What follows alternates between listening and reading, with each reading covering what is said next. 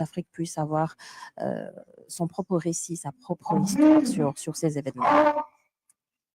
Et là, c'est le président Bassirou Diomaye Faye qui devrait prononcer son discours. Le chef de l'État qui, on le rappelle aussi, à cette même date l'année dernière, avait annoncé ici, au camp Tiaroy, une batterie de mesures visant à perpétuer l'œuvre mémorielle. On se souvient notamment du projet de réhabilitation du site de Tiaroy, l'érection d'un mémorial à Tiaroy aussi, la création d'un centre de documentation et de recherche, ou encore le baptême des rues et des places à travers le pays qui porteront désormais le nom de cet événement tragique et l'enseignement de l'histoire du massacre de Tiaroy dans les écoles sénégalaises. Et ça a commencé d'ailleurs avec une cérémonie de levée de couleur et un cours sur ces événements Tiaroy. Le chef de l'État va prononcer son discours. C'est durant la cérémonie de l'année dernière également que Bassirou Diomaye Faye avait décrété la journée du tirailleur le 1er décembre de chaque année pour que ça soit un moment de réflexion nationale et de reconnaissance collective. Le discours du chef de l'État que nous écoutons et on se retrouve juste après.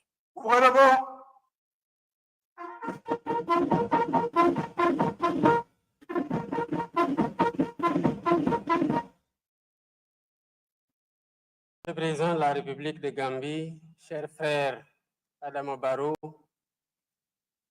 Monsieur le vice-président de la République de Côte d'Ivoire, Monsieur le président de l'Assemblée nationale de la République togolaise, Mesdames, Messieurs les chefs de délégation, Monsieur le président de l'Assemblée nationale, Monsieur le Premier ministre, Mesdames, Messieurs les ministres et secrétaires d'État, Mesdames, Messieurs les membres du corps diplomatique, honorables députés, autorités administratives et locales, Mesdames, Messieurs les descendants des familles des tirailleurs sénégalais, distingués invités, chère population de Tiaroy, Mesdames, Messieurs. À l'entame de mon propos, je voudrais d'abord saluer et remercier le président Adama Barrow d'avoir bien voulu se joindre à nous pour cette commémoration. Je remercie également les chefs d'État et de gouvernement de la République de Côte d'Ivoire, du Togo, du Cameroun, des Comores, de la République du Congo, de la Mauritanie et du Tchad, qui ont dépêché des délégations de haut niveau, ainsi que tous les pays amis ayant bien voulu répondre à notre invitation. Plus qu'un geste protocolaire, votre présence à Tiaroy témoigne d'une conscience africaine qui s'affirme à travers notre histoire partagée qui se reconstruit et notre volonté commune de rendre à nos peuples la vérité qui leur a été longtemps confisquée. Ce jour de recueillement pour la nation, nous sommes réunis sur cette terre meurtrie de Tiaroy pour rappeler que la vérité ne s'efface jamais. Elle finit toujours par réclamer justice. C'est le sens de notre présence ici, pour honorer la mémoire des tirailleurs sénégalais, héros africains venus de divers horizons, qui ont versé leur sang pour la libération de la France. Leur sort fut tragique une fois la mission terminée, puisqu'ils furent brutalement assassinés par l'armée coloniale, leur seul tort étant d'avoir réclamé le paiement de leur dû, la reconnaissance de leur dignité et le respect de la parole donnée. Aujourd'hui encore, nous honorons leur sacrifice et affirmons que leur combat pour la justice et la dignité ne s'effacera jamais de notre mémoire collective.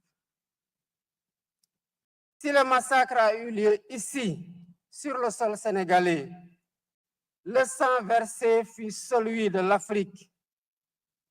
Dès lors, commémorer Tiaroy, c'est reconnaître que nos destins sont liés. c'est faire de cette tragédie le socle d'une solidarité panafricaine et un pilier de l'avenir que nous construisons. C'est renouveler notre engagement solennel de bâtir une Afrique qui se souvient de son passé pour vivre pleinement son présent et regarder avec confiance son avenir. Je rends un hommage appuyé au comité de commémoration, aux historiens, chercheurs et artistes, aux associations et à toutes celles et ceux qui ont œuvré, souvent dans l'ombre, parfois contre des résistances, pour rouvrir ce dossier longtemps verrouillé.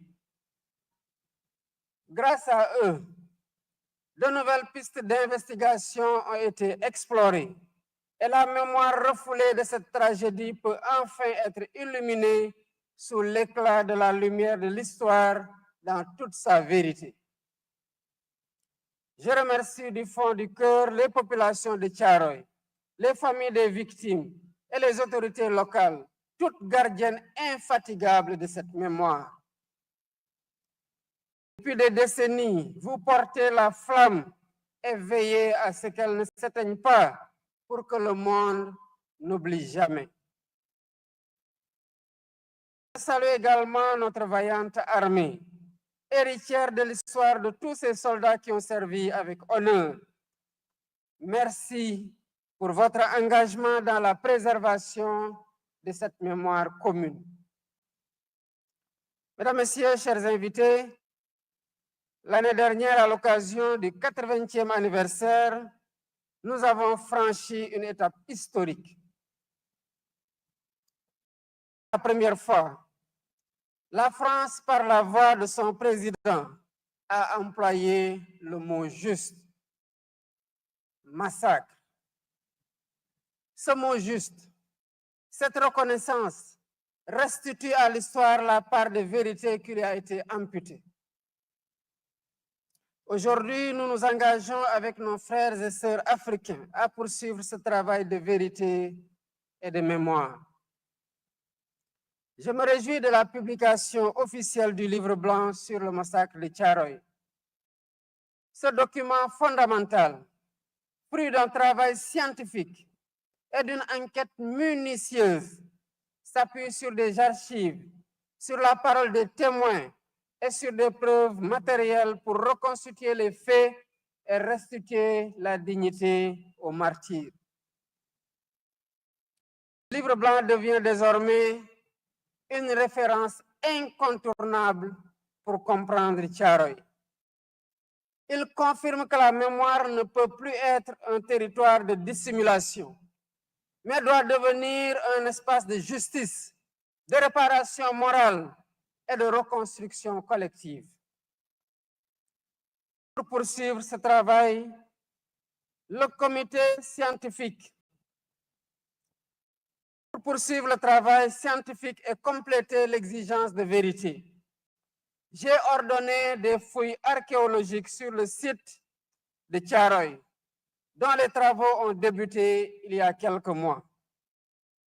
À ce propos, la France, par la voix du président Macron, vient de proposer la mise à disposition de son expertise et de son savoir-faire à nos archéologues. Mesdames, Messieurs,